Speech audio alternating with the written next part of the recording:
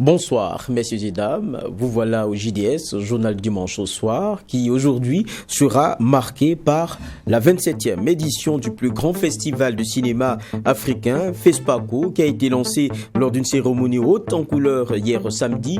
Les projections ont débuté et se poursuivent. Quel contenu pour cette 27e édition et quelle innovation? On parle des plateaux musique avec ZS, le président de la commission animation culturelle. Et puis politique. En Côte d'Ivoire, s'est tenu hier et aujourd'hui le congrès constitutif du parti, le Parti des peuples africains Côte d'Ivoire, PPACI. Gbagbo Laurent a été élu par acclamation président du parti. Le regard sur les chantiers nouveaux de l'ancien FPI pro-Gbagbo avec un membre PPA section Burkina Faso en la personne de Emmanuel Kanga, aussi ancien secrétaire général adjoint de la section Burkina du FPI. Et enfin sport. Tambouille au sein de la Fédération burkinabé de football. Le président de la fédération, Lassana Lazare Bansé, a procédé à un réaménagement de son équipe. 4 personnes quittent le navire. Des gorges chaudes depuis ces changements. On en parle avec Claude Ramba. Et on va aussi marquer une halte sur la Ligue 1 Lonabé avec notamment la rencontre au Salitas Majestic. C'est le déroulé de ce JDS, journal du dimanche au soir. La première rubrique, c'est celle culture.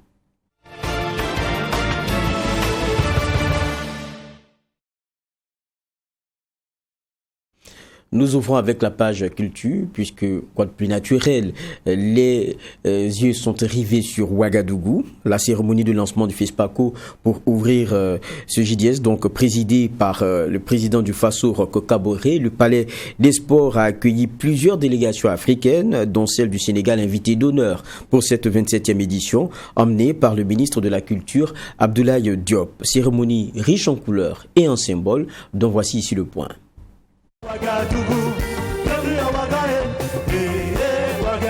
Un spectacle inédit concocté pour montrer la richesse de la culture burkinabé africaine et aussi pour témoigner la résilience face aux nouveaux défis sécuritaires et sanitaires.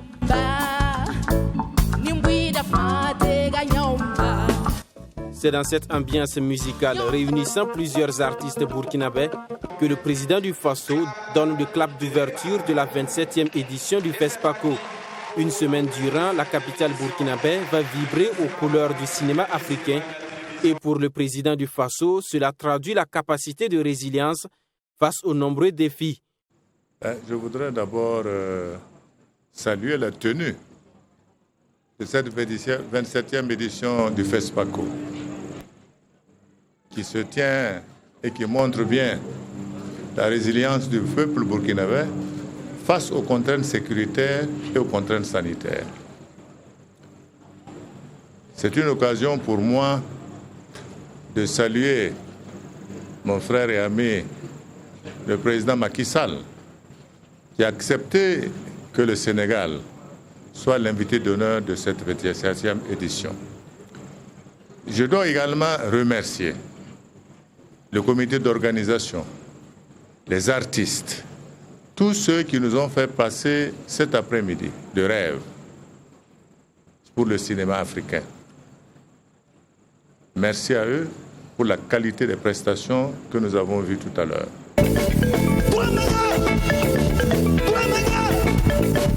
Le thème de cette 27e édition, Cinéma d'Afrique et de la diaspora, nouveaux regards, nouveaux défis, appelle à identifier et trouver les solutions qui devront permettre de rendre plus dynamique le secteur du 7e art, a laissé entendre le président du Faso.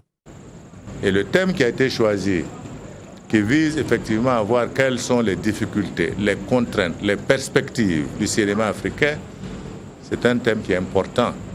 Et il faudra que l'ensemble des acteurs de ce monde se penchent dessus pour que nous puissions lever tous les verrous qui empêchent le cinéma africain de prospérer. Donc voilà le sentiment, beaucoup de fierté. En tout cas, beaucoup de remerciements également à tous ceux qui ont accepté de venir participer à ce festival. Le Sénégal, pays invité d'honneur à travers son ministre de la Culture et de la Communication, a traduit ses remerciements au Burkina Faso pour l'honneur qui lui a été fait. Le Sénégal, qui présente à ce FESPACO 19 films, dont 14 en compétition.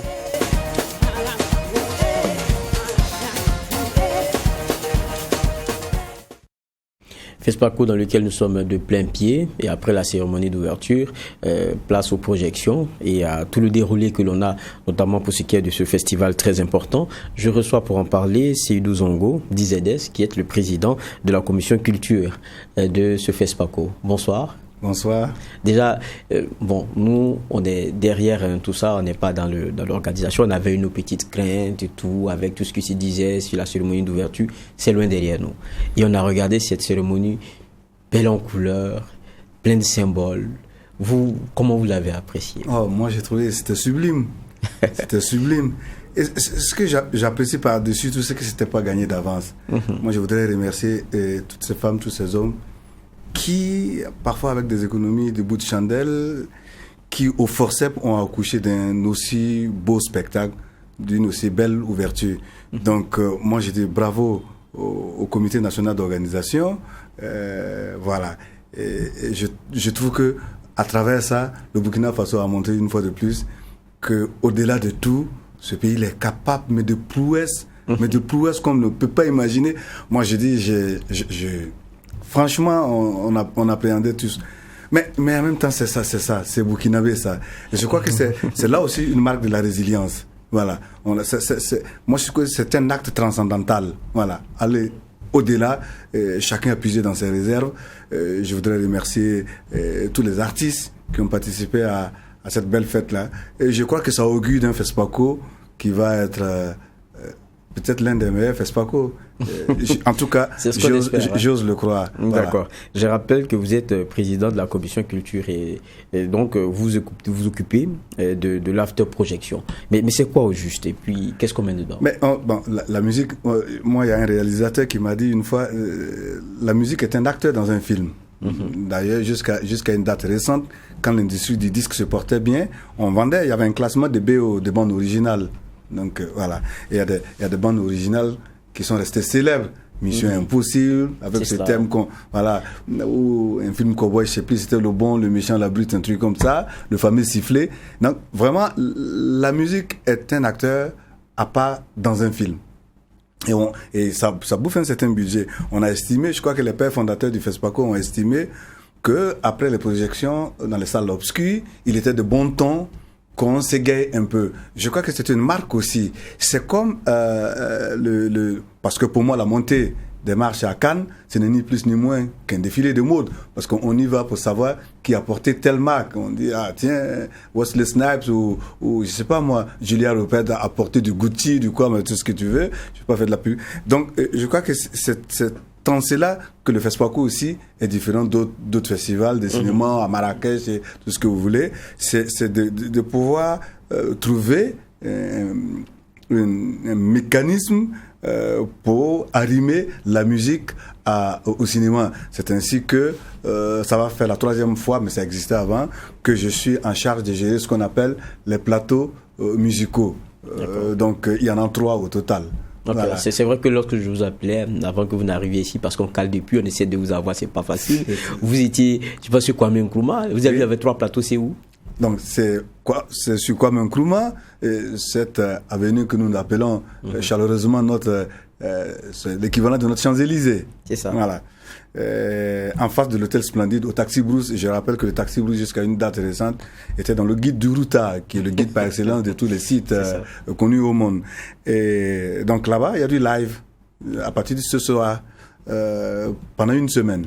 D'accord. Et ensuite, le premier site, c'est le site qui était à l'intérieur, sur le site du FESPACO, a été déplacé en face de la cathédrale. Donc il y a un espace, ce qu'on appelait au camp fonctionnaire, etc. C'est bourré de monde. J'en viens là. La sonnerie est installée là-bas. Donc c'est le 2e site. Et le dernier site, c'est au rond-point de la Patte d'Oie. On a eu le souci aussi de donner la possibilité. Évidemment, on peut pas mettre parce que à la fin aussi, ça coûte cher. Mais on a fait un clin d'œil à ceux qui sont à la Patte d'Oie et qui pourront éventuellement avoir des artistes. C'est un plateau beaucoup plus de découvertes. Voilà. D'accord. De découverte, on parle de pratiquement 140 artistes. Qu'est-ce qu'on a dedans? C'est des troupes, qu'est-ce que c'est? Quels sont ces artistes? Il y a toutes les formes d'expression musicale. Il y a aussi les troupes traditionnelles. Il y a aussi des humoristes. Et c'est tout ça. Il y a tous les MC. Je crois qu'il y en a une trentaine. Et donc, c'est tout ça qui fait le plateau musical du FESPACO. Moi, je crois qu'il y a eu des années où les gens sont restés jusqu'à 2h, 3h, jusqu'au petit matin.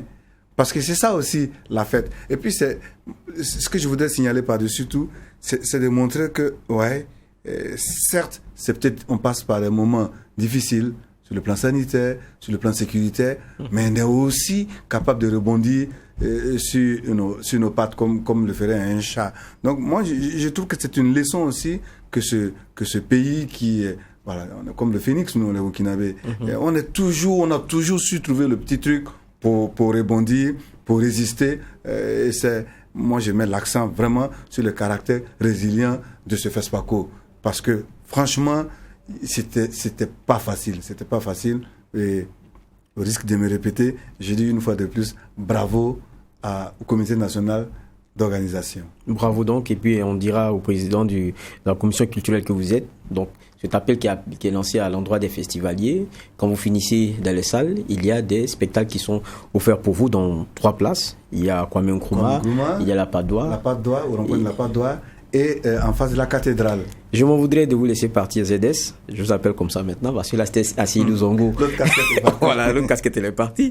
Je m'en voudrais de vous laisser partir sans parler quand même du 30 octobre. C'est dans quelques jours. Et puis c'est juste après la fin du FESPACO. Ça c'est une date aussi qui vous tient à cœur parce que vous revenez. Parce que je reviens, c'est le grand retour. Et je prépare ce spectacle depuis le mois de mars. J'ai commencé mes premières répétitions le 20 mars. Donc c'est 8 mois de répétition avec 11 musiciens. Et voilà. Qu'est-ce que vous nous promettez? Pour qui me connaît, je ne fais pas dans la dentelle. Non, moi je souhaite simplement que pendant la durée du spectacle, que personne ne soit assis. Voilà.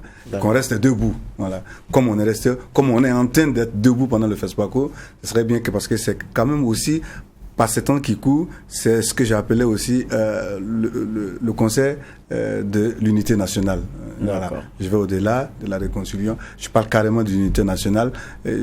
Moi, j'en appelle à toutes les filles et à tous les fils de ce pays-là de venir pendant 2 heures, qu'on partage des choses, qu'on se dise que, oui, il y a les grands classiques. Et puis, il y a de nouvelles chansons aussi du prochain album. C'est tout ça aussi qui fait. Et l'engagement, il est toujours là. Et ne croyez pas. Au contraire, bien au contraire, on en est encore plus responsable.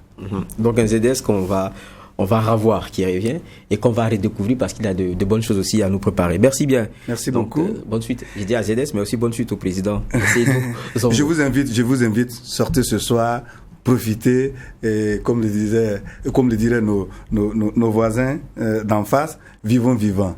Voilà. N'est-ce pas?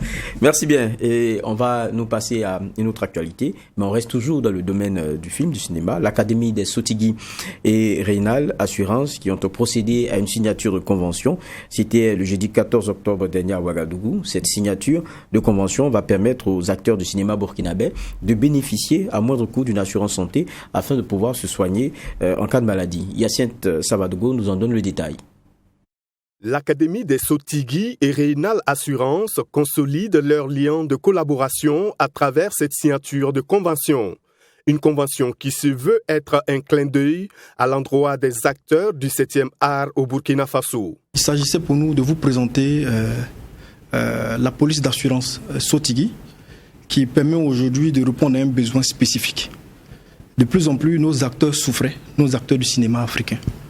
Et d'aucuns appelaient à l'aide pour demander des soins, des soutiens financiers pour leur santé. Aujourd'hui, l'Académie des Sotigui est là et grâce à Reynal Assurance, nous avons comblé ce besoin-là. Le chef de département commercial et courtage de Reynal Assurance invite donc tous ceux qui sont dans le domaine du cinéma à souscrire à ce produit innovant. C'est une formule d'assurance avec ces 2 formules. La formule du tiers payant, c'est-à-dire que l'assuré qui souscrit aura une carte d'assurance qu'il pourra utiliser dans tous les centres de soins que nous avons identifiés. Il y aura aussi la formule du remboursement pour ceux qui vont se faire soigner dans des centres qui ne sont pas conventionnés, qu'on puisse les rembourser chez nous. Donc c'est vraiment un cri de cœur. Ils ont vraiment éprouvé le besoin. Ils ont pensé à la souffrance des acteurs de cinéma et ils ont travaillé avec nous pour mettre cette formule d'assurance là sur le marché. tous ceux qui se sentent dans ce besoin-là, dans le domaine du cinéma, que ces personnes-là adhèrent. Et nous les invitons vraiment à le faire. Rappelons que le montant de la souscription annuelle à l'assurance santé de Rénal Assurance est de 90 000 francs CFA pour tous les acteurs du cinéma au Burkina Faso. Après les acteurs culturels, nous allons passer à une autre page, celle politique.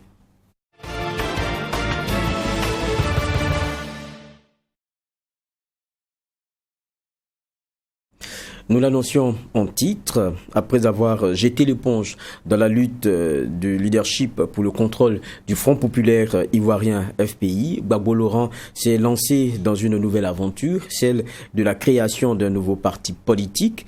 Le comité central extraordinaire d'août dernier l'avait d'ailleurs annoncé, comme nous l'avons en image. Le congrès constitutif du Parti des peuples africains Côte d'Ivoire, PPACI en abrégé, s'est tenu les 16 et 17 octobre 2021, c'est-à-dire hier et aujourd'hui au Sofitel Hôtel Ivoire d'Abidjan-Cocody, la plénière ayant adopté les acclamations comme un mot de scrutin. Candidat unique pour briguer la présidence du parti, Gbagbo a été désigné par acclamation. Il a prononcé en qualité un discours d'orientation de politique générale lors de la cérémonie de clôture du congrès constitutif du congrès du PPACI, qui s'est tenu d'ailleurs aussi aujourd'hui, donc qui s'est achevé. Et on a eu donc plusieurs engagements comme plusieurs présences. Et comme on le voyait en image, même le RHDP qui a désigné aussi une délégation, le PDCIDA tout de même, qui aussi était présent avec d'autres représentants venus de pays aussi divers que variés. Pour aborder cette question ivoirienne avec nous, cette question de politique ivoirienne, nous avons Emmanuel Kanga, qui est membre du PPA, section Burkina Faso. Il faut rappeler qu'il était aussi secrétaire général adjoint du FPI, section Burkina.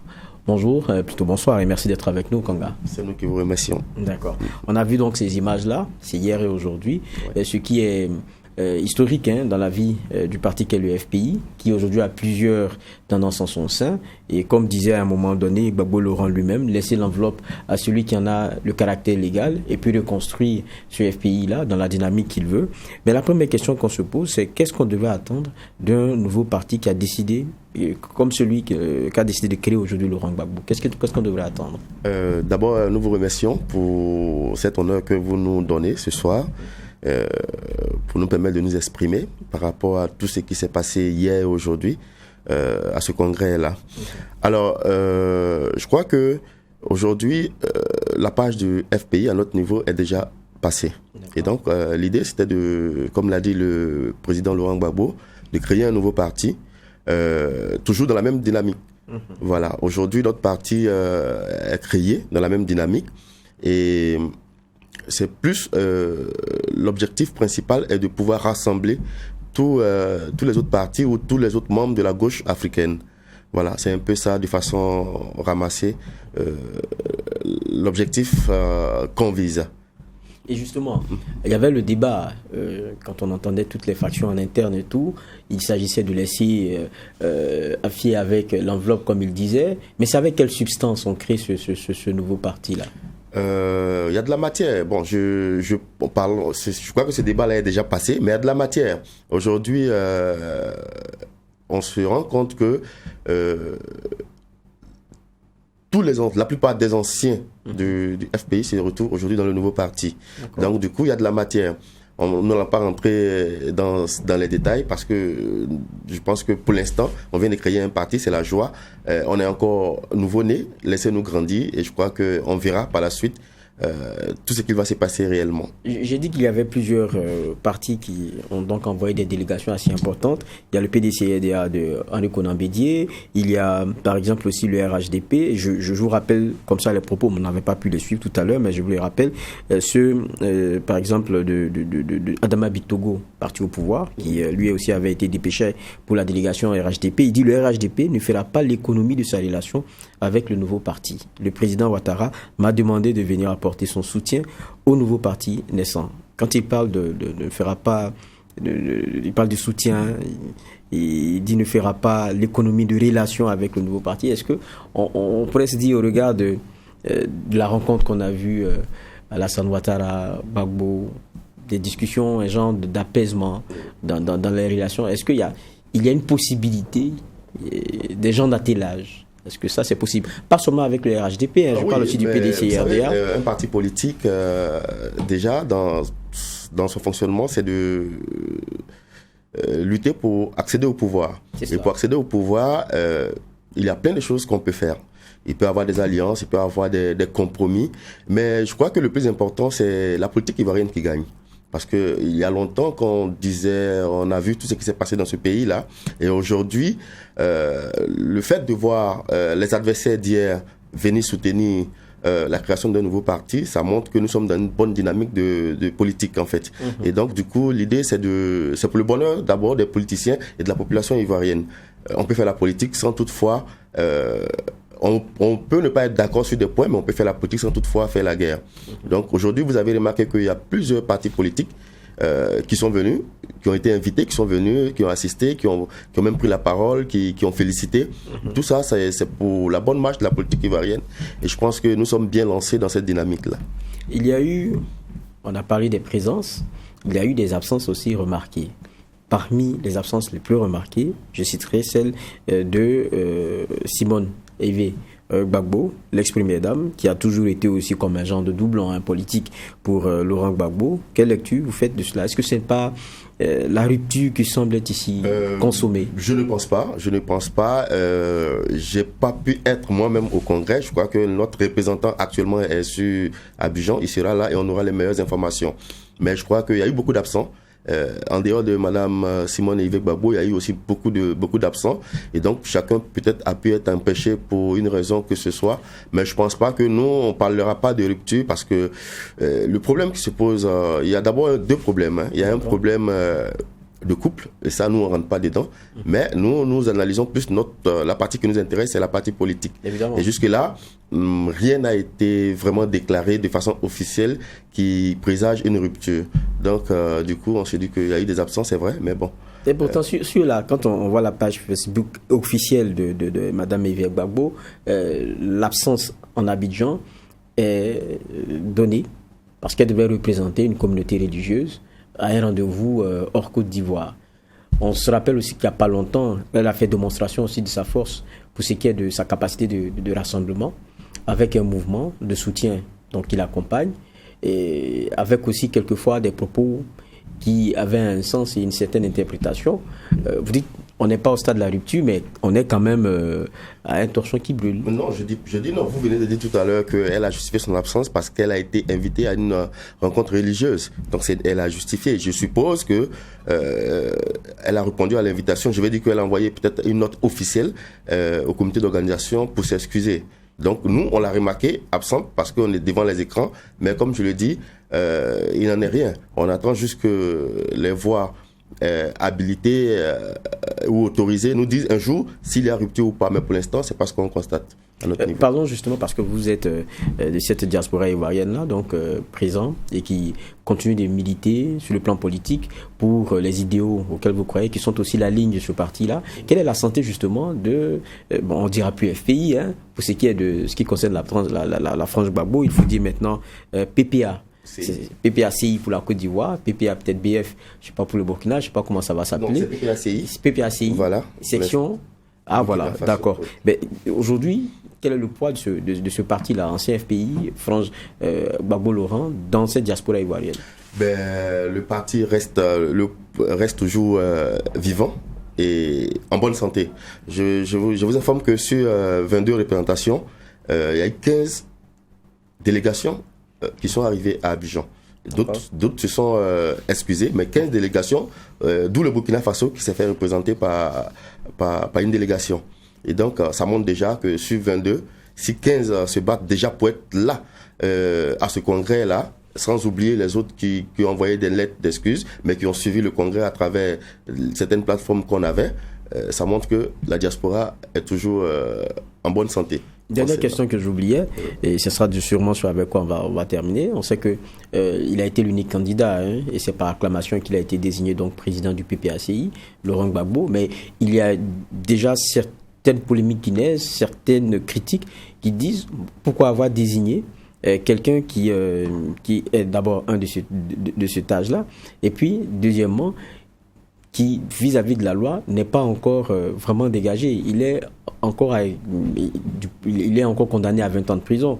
Et ça pose légalement des problèmes. Qu'est-ce qui adviendra si la machine juridique était enclenchée? Est-ce que ça ne va pas avoir une incidence sur ce nouveau parti qui vient de naître? Est-ce qu'il ne fallait pas plus de prudence, désigner un autre président en attendant?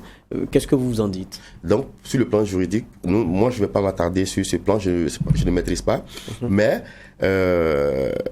concernant la présidence, il a même expliqué dans son discours de clôture aujourd'hui qu'il a été désigné président et qu'il accepte. Et l'idée, c'était de créer le parti, former les jeunes et laisser la gestion du parti aux plus jeunes, tout en restant derrière et tout en suivant.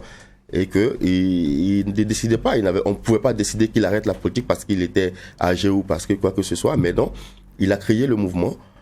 Ensuite, le mouvement, il sera là et il a bien dit qu'il a créé ce parti pour laisser la jeunesse continuer le combat. Et on va espérer aussi, comme le disait, c'est Succès Masra qui a donné aussi un discours assez intéressant, que cette jeunesse-là saura accueillir le legs de cette génération-là qui aura aussi tout donné relativement à ses convictions et la lumière à sa façon de voir. Merci bien, Kanga, d'être passé sur ce plateau. Ça a été un plaisir pour moi de vous recevoir et j'espère qu'on pourra vous recevoir encore toujours sur cette actualité ivoirienne. Il n'y a pas de souci, nous serons disponibles. Merci.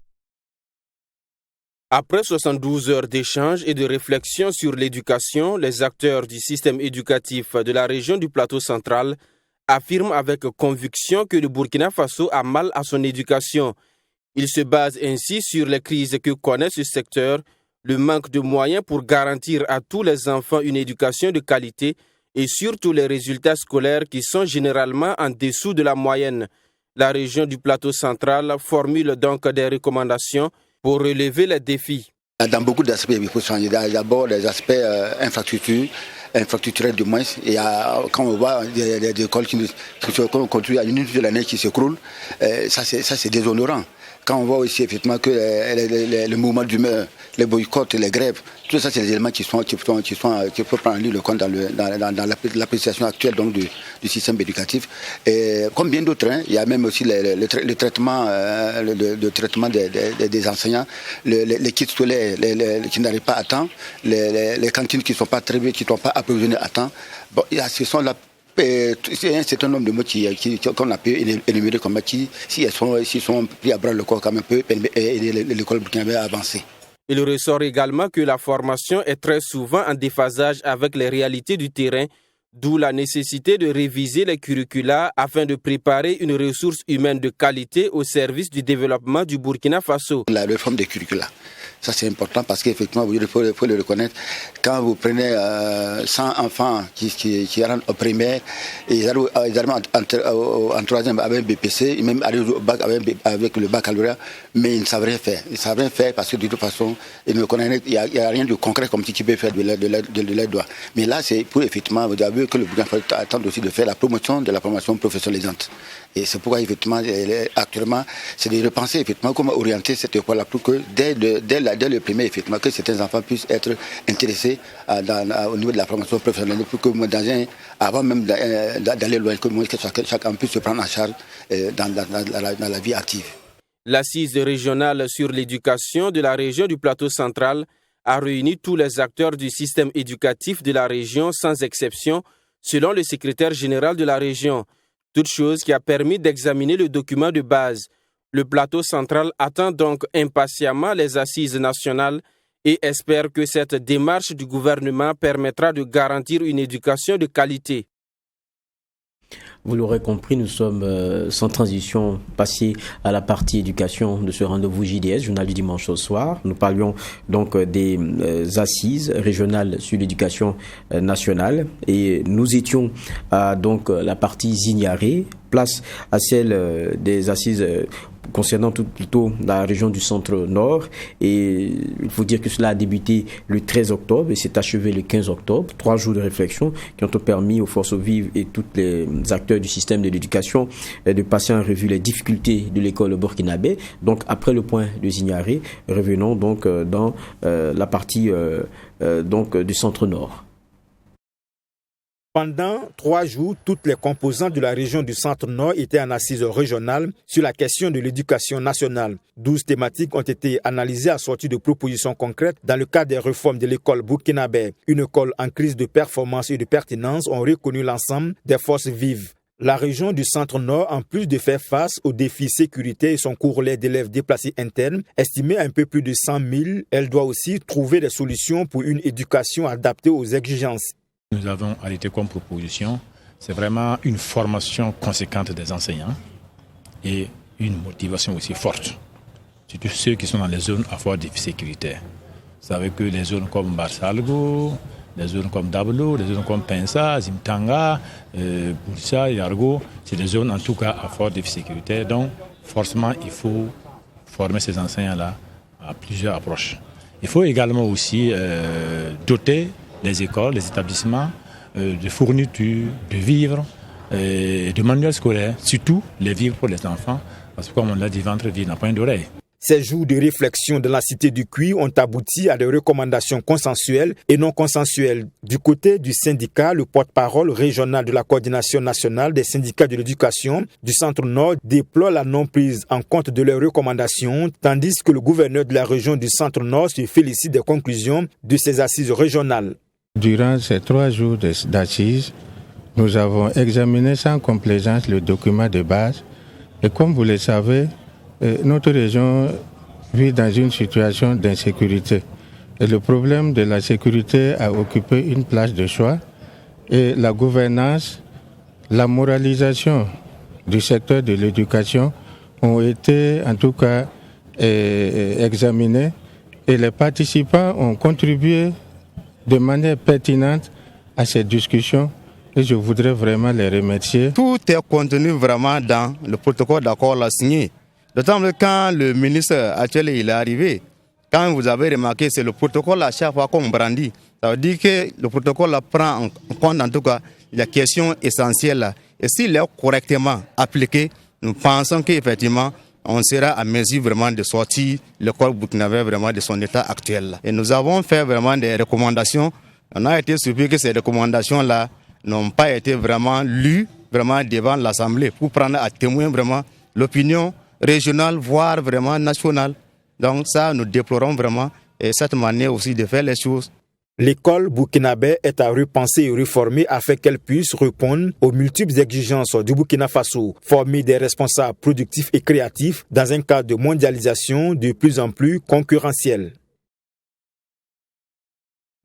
C'était donc le point pour ce qui est des assises régionales de l'éducation pour le plateau central et la région du centre-nord. Nous allons donc passer à une autre rubrique et c'est la dernière d'ailleurs pour ce qui est de ce JDS, journal dimanche au soir, et c'est la rubrique sport.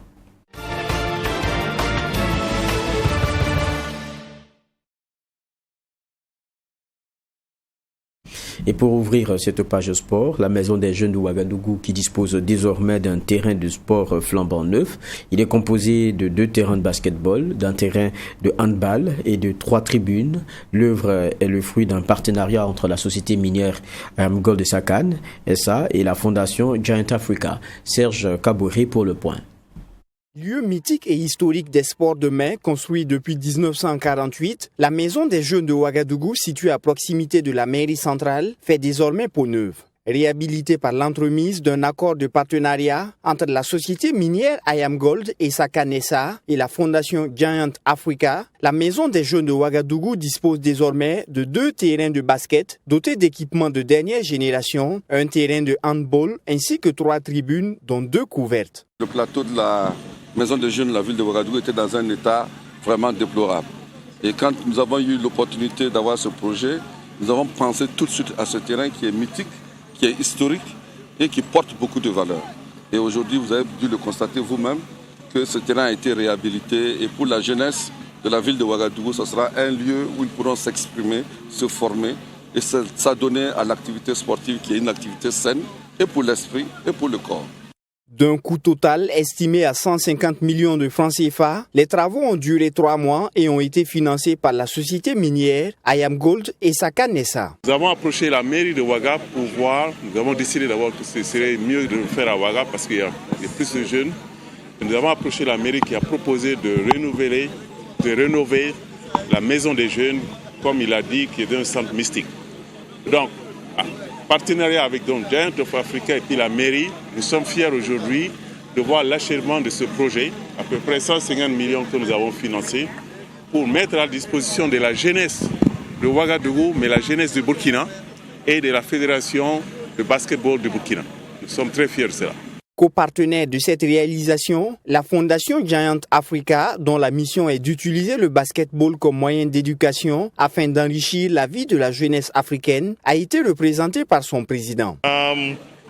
Right from the beginning, I'm from Africa. I grew up. En tant qu'Africain né en Afrique, qui a grandi en Afrique, que c'est tout le sens de revenir chaque année en Afrique avec d'abord dans le passé les camps Giants Africa pour faire des tournées partout en Afrique.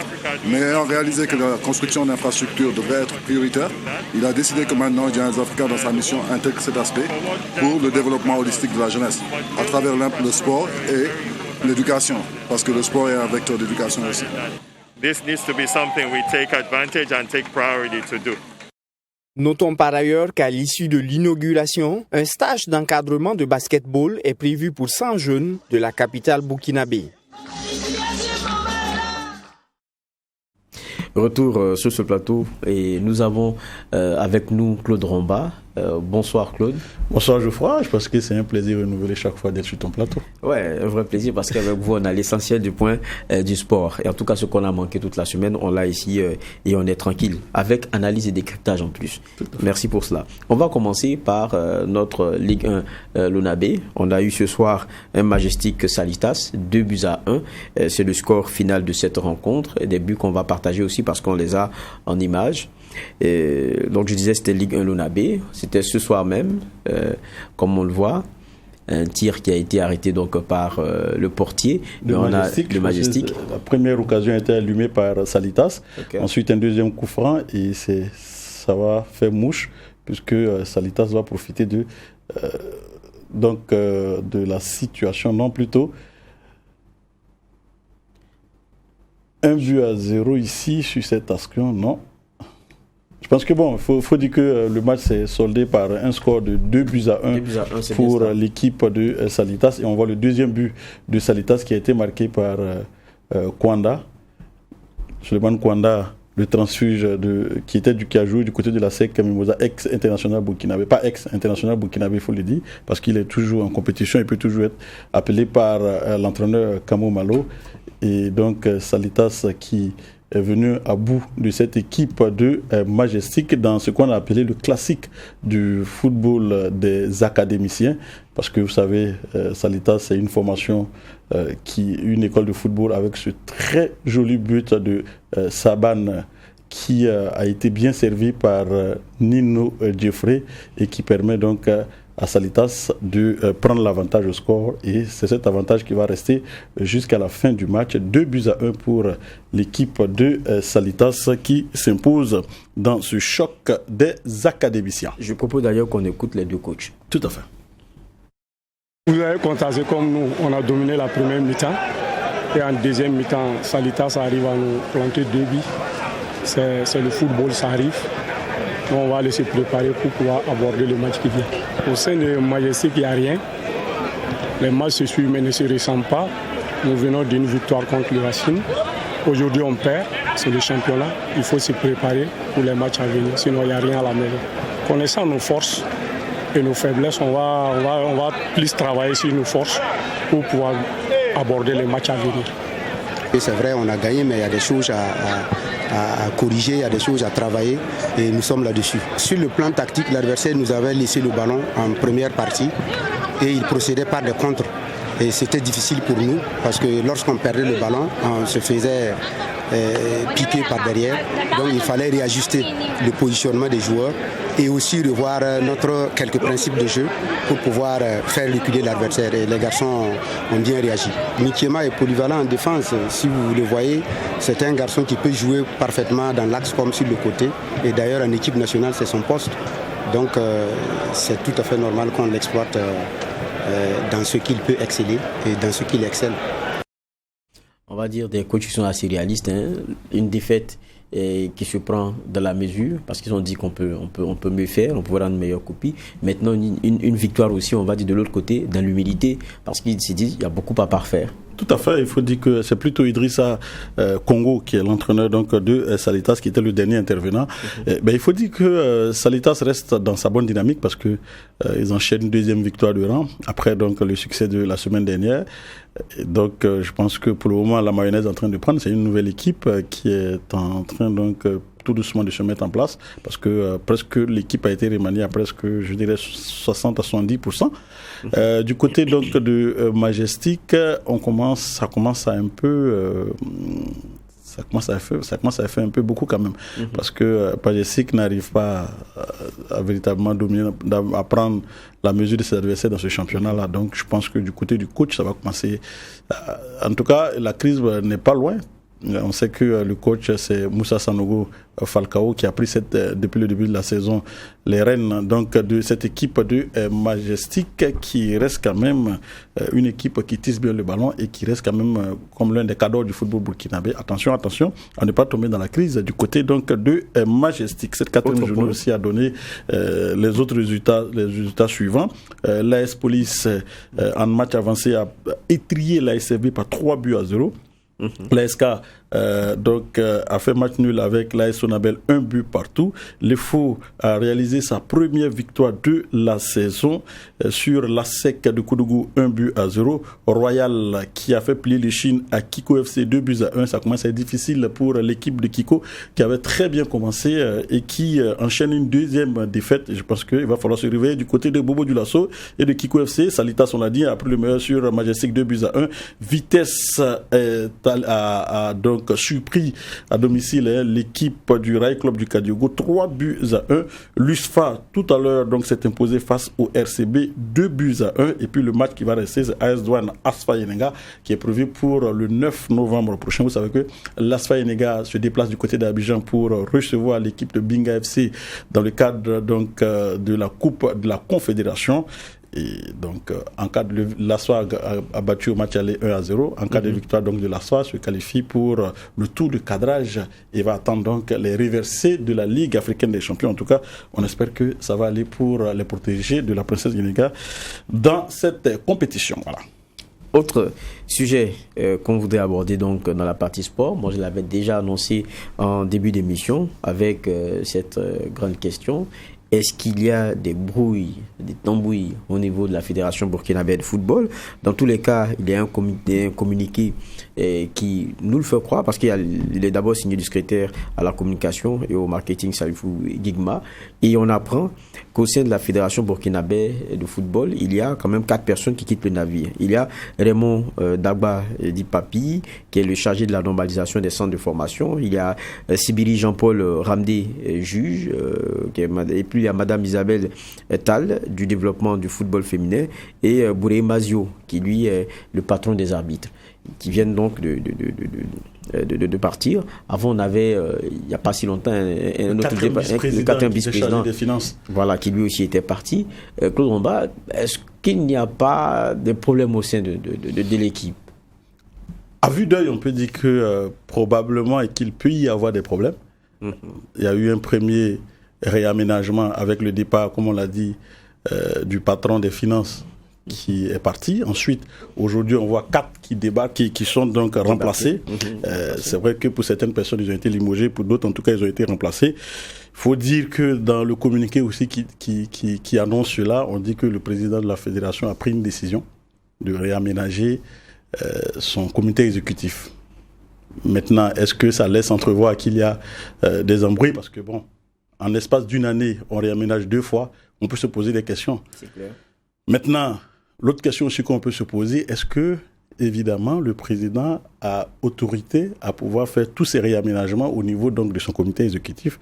C'est là aussi l'autre grande question qui fait que depuis l'annonce de cette décision-là, en tout cas, ça sur les réseaux sociaux et puis dans le milieu du football. Si vous mettez le doigt sur un problème important, c'est la question de ce que prévoient aussi les textes. Est-ce qu'il a tout le pouvoir tout seul de décider d'un certain nombre d'éléments, de qui avec qui il travaille, il échange comme il veut, quand il peut, ou bien c'est prévu et encadré?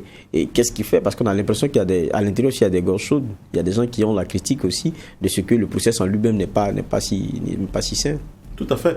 Ben, il faut dire que si on se rappelle bien, les dispositions au niveau de la fédération avaient changé parce qu'avant, on élisait le président et son comité exécutif qui était donc élu. Donc c'était un scrutin par liste. Et il y a eu donc cette disposition qui est venue changer pour permettre donc au président de pouvoir choisir son comité exécutif.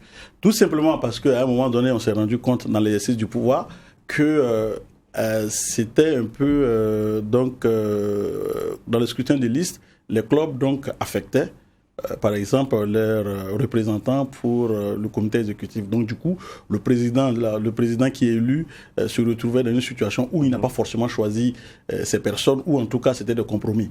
Et là, on a un peu changé pour dire, bon, le président qui va être élu doit avoir le libre choix pour constituer son bureau. Mais en même temps aussi, c'est vrai qu'à un moment donné, il y avait des gorges chaudes parce qu'on se disait, attention, si on laisse un président qui est élu, qui doit choisir donc le comité exécutif, attention, on peut donc avoir un président très fort qui va user donc de son autorité sur le comité exécutif. En ce moment, est-ce que ça pourra aller? Donc on attendait, on n'est pas trop rentré dans la profondeur. Et là, on est à l'exercice du pouvoir, de cette nouvelle formule-là. Et on se rend compte que le président Bansé est arrivé, et déjà 2 fois il réaménage comme il veut.